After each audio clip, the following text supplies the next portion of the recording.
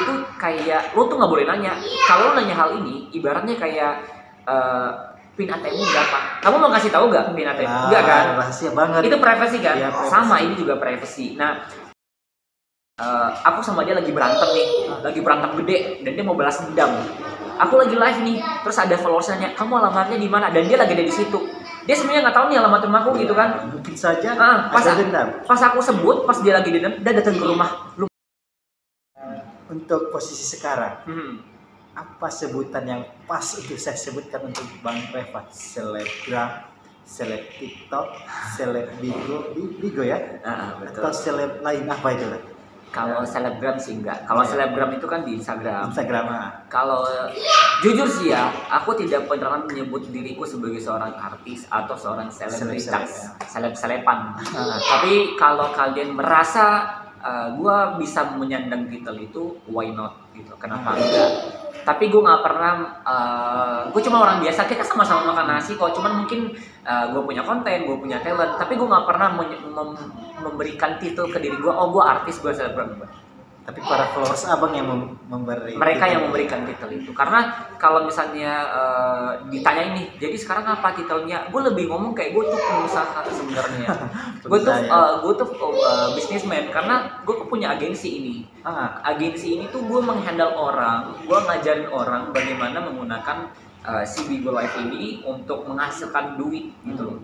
Which is berarti gue punya usaha dong. Iya. Cuman karena orang taunya gue sering bikin konten, fokusnya jadi seleb. Orang mikirnya tuh kayak, oh dia seleb TikTok gitu sebenarnya ya. Tapi kalau secara general, kalau lebih gampangnya sebut saja content creator. Content creator sudah sangat umum sekali. Iya, biar kita menyamaratakan. Karena kalau kita bilang kayak selebgram itu, sebenarnya kalau dibilang seleb TikTok bisa masuk, dibilang artis juga bisa masuk. Karena gini loh, mungkin banyak orang juga yang nggak ngerti nih perbedaan apa sih yang namanya artis, apa sih yang namanya seleb-selepan gitu. Kalian harus tahu dulu meaningnya. Kalau seleb TikTok dan sebagainya, segala macamnya itulah orang-orang yang kayak viral dan tiba-tiba dia dapat followers yang banyak dengan kontennya dia. Tapi konten itu kan ada berbagai jenis. Mungkin dia cuma sebagai yang posting foto-foto bagus, sebagai seorang model atau dan sebagainya. Tapi kalau artis sendiri itu basicnya adalah art dan is. Jadi artis.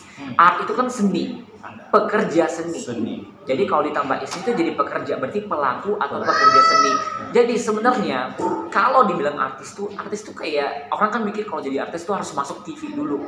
Kalau menurut pribadiku ya nggak harus, karena orang yang pokoknya orang yang bekerja di dunia seni itu tuh udah artis. Kan dia namanya, kita kembali ke pengertiannya, ke definisinya, pekerja seni. Jadi ibaratnya kayak penyanyi, meskipun yang masuk TV nggak masuk TV, itu tuh artis karena dia bekerja sebagai penyanyi, itu seni gitu loh. Penari, banyak penari-penari meskipun nggak masuk TV itu juga pekerja seni. Bahasa Inggrisnya apa? Artis itu bahasa Inggris, art itu bahasa Inggris. Bahasa Indonesia apa? Pekerja seni. Nah, gitu. Jadi harus open minded gitu loh. Tapi sekali lagi gue nggak pernah menyebutkan menempel di kepala, di jidat gue nih ya, artis enggak. Tapi kalau kalian, mungkin gue bisa menyandang titel itu, why not? Mungkin itu pengakuan dari followers, diterima apa adanya dari betul. Itu sebagai bentuk sebenarnya pengakuan dan penghargaan untuk sang content creator. Betul. Jadi untuk sekarang Bang Reva sudah sampai di Nias ini. Apa yang dilihat di Nias ini? Bagaimana perkembangannya? Bagaimana kemajuan para content creatornya? Oke, kalau ini berbicara konten kreatornya dulu ya. Iya, nanti bicara tentang Nias. Kalau konten kreator di Nias ini gue jujur ya, banyak banget konten kreator yang kayak mungkin followersnya lebih banyak dari gue. Tapi kalau kita telah dengan baik, aku sendiri tidak bisa menyebut mereka sebagai seorang konten kreator karena nggak ada kontennya. Ngerti gak? Konten itu gini ya. Aku menyebut sebagai sebuah konten kalau ada isinya. Misalnya dia sebagai informan atau review, seorang yang nge-review, misalnya mungkin review makanan atau food blogger, atau misalnya informasi about tourism kayak tempat-tempat wisata. atau apa yang pokoknya hal-hal yang berkaitan dengan ada isinya gitu loh kontennya, bukan yang kayak mohon maaf nih ya, yang kalau nari nggak apa-apa itu termasuk juga karena konten itu seni gitu, tapi yang cuman kayak video-video apa yang mungkin mohon maaf nih dalam tanda kutip gak ada isinya ya, itu menurutku sih itu bukan konten kreator. Masih belum sesuai dengan standarnya. Iya, belum memenuhi standar. Betul. Ini menurut pribadi ya. Jadi kalau kalian nggak setuju pun nggak masalah. Ini menurut pribadi juga gitu loh. Nah, sangat disayangkan sebenarnya. Jadi kayak ketika kalian udah punya banyak followers tapi tidak memberikan impact yang baik kepada followersnya itu sendiri.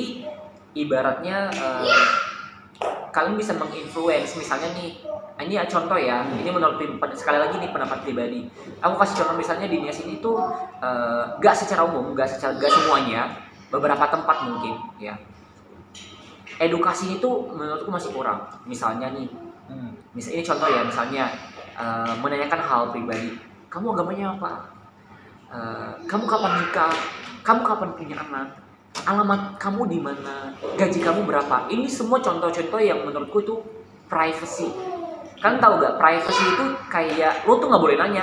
Kalau lo nanya hal ini, ibaratnya kayak pin ATM berapa? Kamu mau kasih tahu gak pin ATM? Enggak kan? Rahasia banget. Itu privacy kan? Ya, privacy. Sama ini juga privacy. Nah, menurutku yang kayak gini-gini tuh harus open minded. Itu menurutku yang kayak edukasinya yang di bagian ini tuh kurang. Gitu. Bukan edukasi yang kayak pendidikan mungkin udah cukup. Tapi secara global, secara umum itu masih kurang, open mindednya kurang. Jadi harus sering-sering belajar dengan orang-orang yang sudah berpengalaman. Mungkin cari konten kreator yang kayak udah lebih maju nih mindsetnya, kalian bisa belajar dari sana. Mungkin nanya-nanya ketika dia bikin konten atau ketika dia melakukan live streaming kayak gitu. Saya tertarik dengan bagian ini. Makanya tadi di awal itu saya tidak menanyakan apa nama, umur, tinggal di mana dan ngapain saja. Karena memang saya silahkan memperkenalkan diri. Dan artinya tidak perlu diminta tapi ngomong sendiri. Ya, artinya silahkan melukiskan diri, mendeskripsikan diri semaunya kita. Artinya tidak harus ditelusuri secara detail. Karena ada sesuatu yang mungkin tidak boleh diketahui. Jatuhnya interogasi ya. Jadi saya biar mengalir aja tadi. Betul. Saya tertarik karena banyak di sekitaran kita di Nias ini memang lebih mempertanyakan di mana tempat tinggal. Sebenarnya kalau di Nias kita sendiri banyak berpikir bahwa mungkin kita saudara basa-basi, tapi itu sebenarnya nggak boleh, itu privacy. Kalau sesama orang Nias mungkin kayak halal aja, tapi coba deh, ini kita bedah ya, alasannya kenapa sih nggak boleh gitu. Menanyakan alamat orang-orang itu nggak boleh. Kenapa? Satu, ya, misalnya nih, aku sama dia lagi berantem gede, dan dia mau balas dendam. Aku lagi live nih, terus ada followersnya, kamu alamatnya di mana? Dan dia lagi ada di situ. Dia sebenarnya nggak tahu nih alamat rumahku gitu kan? Mungkin saja ada dendam. Pas aku sebut, pas dia lagi dendam, dia datang ke rumah. Lu mau apa? Gue tanya.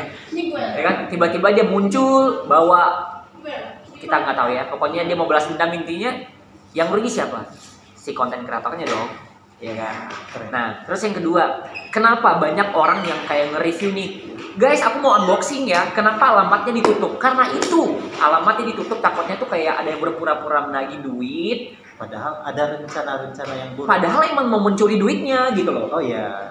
Misalnya nih, datang gitu ke rumah, Bu, anak ibu yang namanya, kan ada namanya, ada alamatnya lengkap kan, ada nomor telepon juga. Nah, mungkin anaknya ini lagi keluar rumah, dia ke rumah itu dong, ya kan? Bu, anak ibu yang namanya ini ada utang nih sama saya minta dibayar segera. Kalau ibunya sekarang dipaksain, dia mau bayar gak? Pasti mau bayar dong. Iya. Anaknya pulang-pulang, Bu, kenapa? Tadi ada yang minta.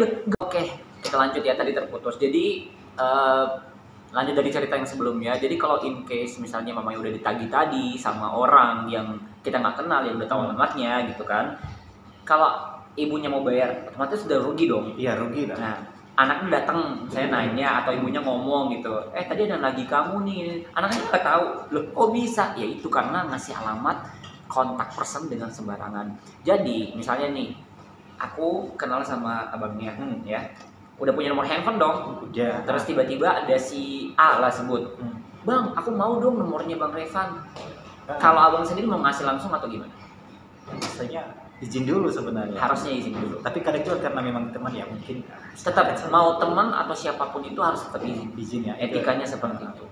Jadi gitu, jadi jangan sembarangan, apalagi kalau kalian langsung ngomongin di live streaming, wah itu lebih parah lagi gitu loh. Bukan hanya 1-2 orang Itu banyak. bisa lebih banyak lagi nanti, maksudnya resikonya itu loh. Nah itu maksudnya edukasi yang kayak gitu tuh yang perlu diperlukan sebenarnya.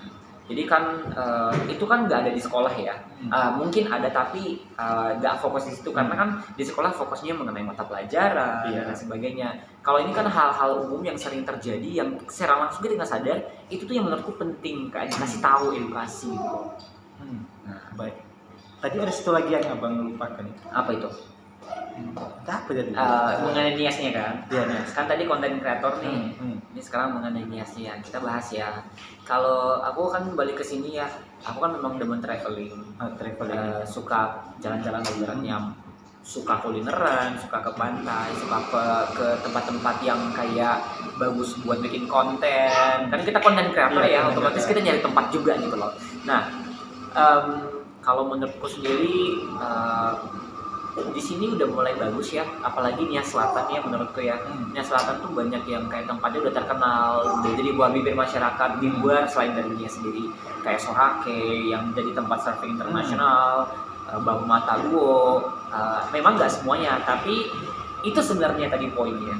Konten kreator banyak hal yang bisa dibikin konten di Nias ini, tapi si konten kreatornya itu belum ketemu atau mungkin passionnya nggak di situ ya. Tapi sebenarnya banyak kayak kalian bisa promosiin tempat wisata kalian, banyak kok pantai-pantai di Indonesia juga bukan jelek-jelek, cuman memang kalau kita ke real life-nya mungkin ada yang kayak kebersihannya kurang maksimal, ada yang minusnya ya. Ada minusnya, pastilah semua tempat ada. Cuman kan di sini kita mengedukasi bahwa kalau kalian pergi ke tempat wisata atau dimanapun itu, hal kecil aja sih sebenarnya, sampah itu yang sering jadi keluhan juga para wisatawan kita. Karena gini, ibaratnya nih ya, kan kita rata-rata kayak suka masak di rumah ya, orang-orang Nias ya, jarang mau beli makanan di tempat lain. Sebenarnya nggak apa-apa, cuman kan biasa kan ada beberapa restoran atau beberapa tempat yang kayak nggak boleh bawa makanan dari luar. Mungkin kalian nggak sengaja bawa, tapi kan tetap pasang di tempat itu. Tempat misalnya nih kalian bawa aqua gitu diam-diam gitu kan, mungkin karena emang udah kebeli dari awal nih. Kita bahas lagi mengenai sampah ya. Jadi mungkin kalian udah beli minumannya tadi nih ya, udah beli minumannya, tolong itu kan kalian nggak beli di situ. Kalau minumannya udah habis, jangan ditinggal di situ gitu loh. Udah nggak beli di situ, itu bukan tempat sampah. Kan ada tempat sampah nih, bawalah gitu, bawalah sampahnya. Apalagi kalau nggak beli di situ, bawa sampahnya keluar dari situ. Kalau mereka menyediakan tempat sampah, buanglah sendiri gitu. Kan etikanya begitu loh, itu simple ya. Terus yang suka buang sampah, kadang kita tuh pakai tisu. Ini cewek-cewek khususnya nih, udahlah pinggir pantai ini nanti hanyut. Itu mindset yang menurut gue kayak harus dirubah sih, gitu loh. Apa salahnya simpan di kantong dulu, pulang taruh di tempat sampah. Itu simple ya. Makanya kadang orang kan, kenapa ya kita nggak maju-maju? Ya itu dari diri sendiri aja masing-masing tuh belum ada kesadaran memiliki. Masing-masing harus menyadari hal itu. Apa jangan perlu dipasang pelang? Jangan buang sampah percuma juga. Sudah dipasang di mana-mana. Oh, udah dipasang. Ya juga ya. Tetap aja. Makanya itulah maksudnya kesadaran diri masing-masing itu perlu.